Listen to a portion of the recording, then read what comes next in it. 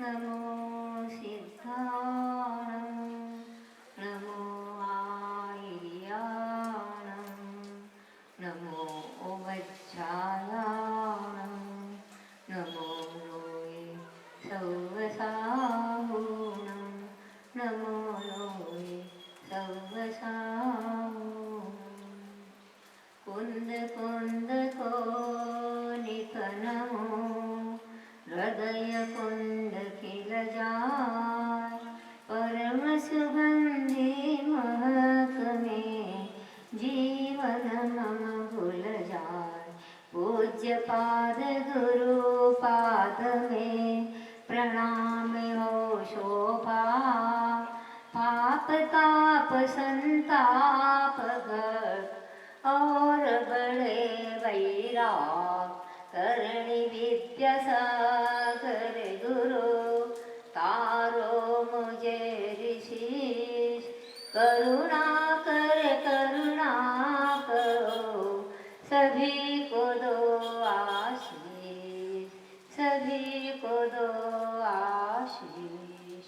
पंच परमेश्वर भगवान की देवादिदेव कजार श्री शांतिनाथ भगवान की अतिशयकारी मूलनायक पार्श्वनाथ भगवान की कुंडलपुर के बड़े बाबा की दादा गुरुआचार्य ज्ञान सागर जी महाराज की अनंत उपकारी नव जीवन प्रदाता आचार्य परमेश्वर भगवान गुरु विद्यासागर जी महाराज की निर्यापक्षण मुनि श्री समय सागर जी योग सागर जी नियम सागर जी सुधा सागर जी महाराज की पूज्य हारिका अनंतमती माता जी की 10 लक्षण महापर्व की उत्तम क्षमा धर्म की पूज्य हारिका भगवती माता जी की वंदनीय हारिका संघ की। फैला है मिथ्यात्व माया लोभ का चारों ओर प्रदूषण फैला है क्रोध मान माया लोभ का चारों ओर प्रदूषण इसलिए उसे साफ करने को आया ये महापर्व ये महापर्युषण पर्वरात पर्युषण। अभी आप लोगों ने पूज्या माता जी के मुख से सुना कितनी बढ़िया बातें सुनी अच्छी मतलब उन्होंने बताई आगम के अनुसार वो जैसे उनका नाम है ऐसे उनका काम है। क्या नाम है उनका पता है? निर्मलमती माता जी। तो वैसे ही निर्मल परिणामों के द्वारा उन्होंने क्षमा धर्म की व्याख्या आप लोगों को सुनाई।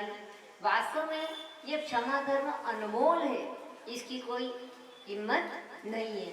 इसलिए हम आपसे बताते हैं कि माता जी के मुख से आपने सब कुछ सुन लिया है और सुन के उसको अपने को अमल करना है अपने को अपना जीवन स्वर्णवत बनाना है। कैसे स्वर्णवत कि जितने स्वर्ण को जितना जितना तपाया जाए वो स्वर्ण और खरा उतरता है चमकता है।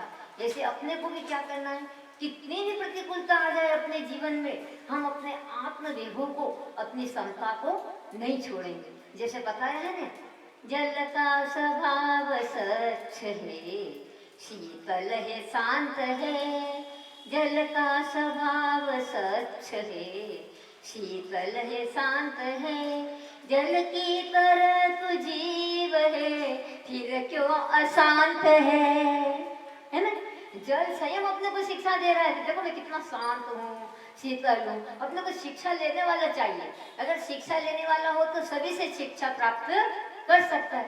तो कह रहा मैं जल शीतल हूँ शांत हूँ और तेरा स्वभाव भी तेरी आत्मा का स्वभाव ये भव्य जी शांत है तो क्यों शांत हो जाता है। इसी में थोड़ा सा एक दो संस्मरण सुना के मैं अपना वक्तव्य पूरा करूंगी क्योंकि क्षमा वीरस्य भूषणम और समय भी समय हमेशा समय का अपने को ध्यान रखना चाहिए। अब आप लोग नहीं आए तो ये मतलब आज प्रथम दिन भी था पुरुषार्थ आप लोगों ने किया कोई बात नहीं आगे अपने को कल से ध्यान रखना है। इसलिए अब अपने को यही सोचना है कि समय पर अगर कोई भी कार्य किया जाता है तो वो अनंत फलदायी होता है। तो मैं आपको वहाँ ले जा रही हूँ।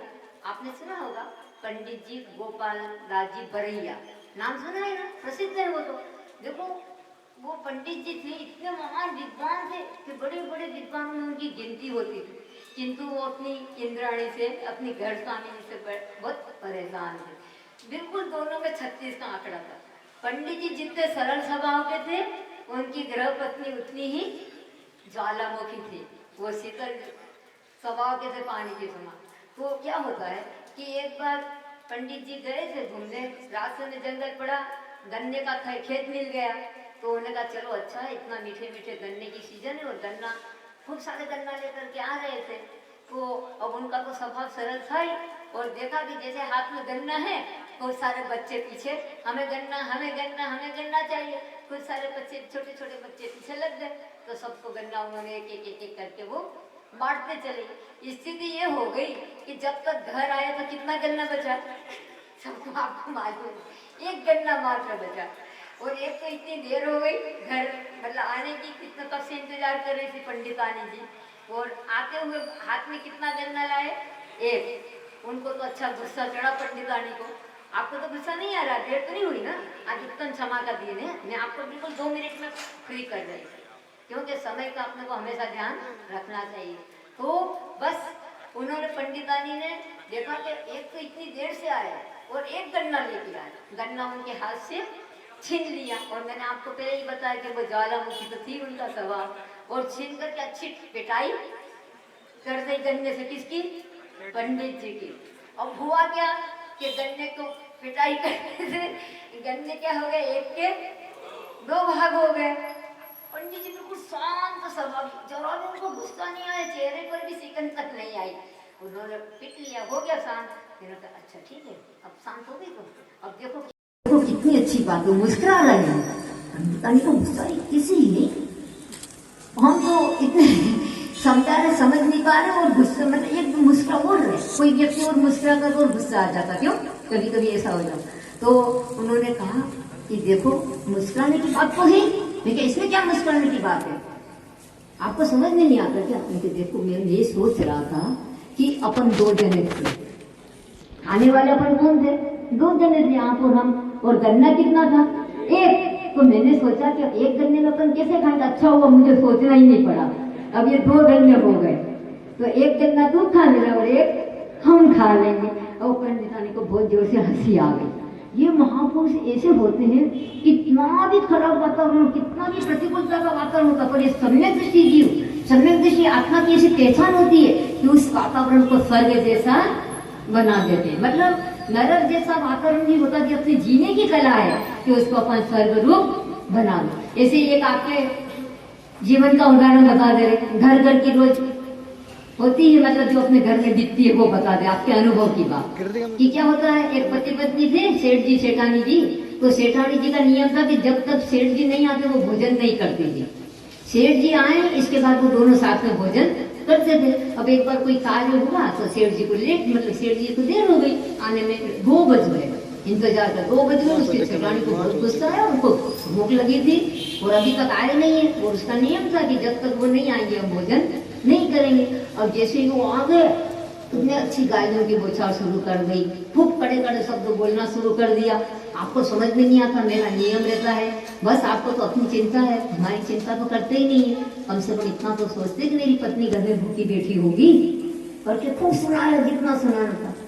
पंडित जी ने मन में सोचा मामला तो गड़बड़ हो गया, और गलती भी हो गई है, क्योंकि देर से मैं आया हूँ, क्या करूँ, थोड़ी काम में उलझ गया। फिर मन में सोचा अब बोलने से तो काम चलेगा नहीं। अब देखो सेठ जी ने किसी युक्ति से काम किया, उन्होंने ऐसा गुस्सा करते करते थाली परोस दी अपने पतिदेव को, और परोस करके रख दी सामने।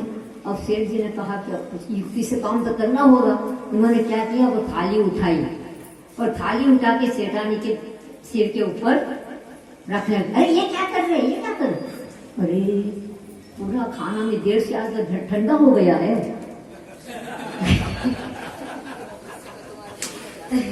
पूरा घर ठंडा हो गया है, तो मैं सोच रहा हूँ कि ये थोड़ा गर्म हो जाए तो अच्छा लगेगा। तो क्या यहाँ पर गर्म होता है क्या?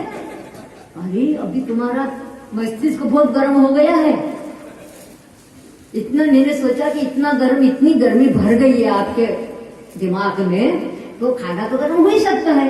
इसलिए वो थाली उन्होंने उनके माथे के ऊपर, मस्तिष्क के ऊपर रख दी। और सेठानी, अरे क्या मस्त ऐसी मजाक सूझी आपको, चलो ऐसा करके वो खूब हंसने लगी और वातावरण एकदम शांत हो गया, और दोनों ने खूब अच्छे से शांत क्षमा भाव से भोजन कर लिया।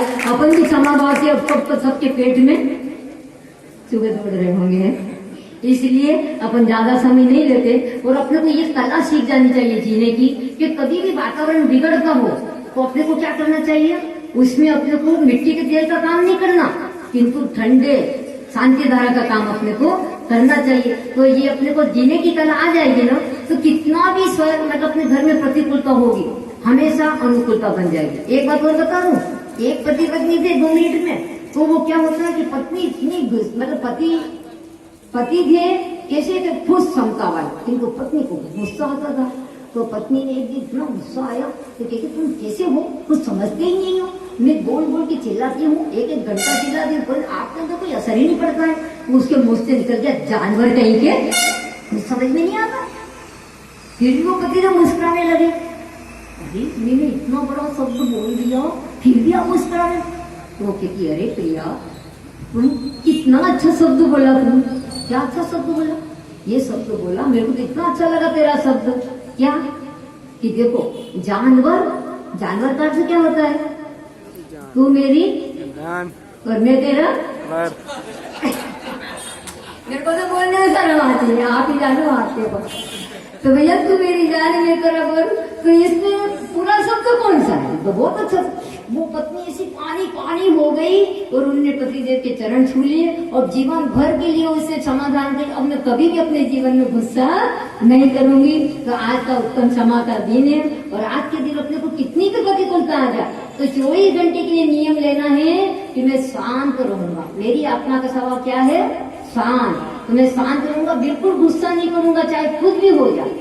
बस ये नियम लेकर के और 24 घंटा अपना अभ्यास करना है कि कितनी बार गुस्सा आता है। और गुस्सा आता है तो एक बार एक पिताजी ने बेटे को बताया था कि बेटा बहुत गुस्सेदार था, तो कहता इतना गुस्सा करता बेटा। तो पिताजी ने कहा बेटा तुम ऐसा करो, जब जब तेरे को गुस्सा आता है ये सामने दरवाजा है, इसमें 1-1 कील ठोक दिया करो। जब भी एक बार गुस्सा आता 1 कील ठोक दी, दूसरी बार दूसरी कील ठोक दी, ऐसा करके कील ठोक दिया करो। उन्होंने कहा ये तो अच्छी बात है। और वो जितनी बार गुस्सा करे 1-1 कील ठोकता जा, दरवाजा पूरा दरवाजा कीलों से भर गया। तो बेटे को तो बहुत शर्म लगने लगी, तो पिताजी ने इतना गुस्सा किया पूरा दरवाजा कीलों से भर गया, आप क्या करें।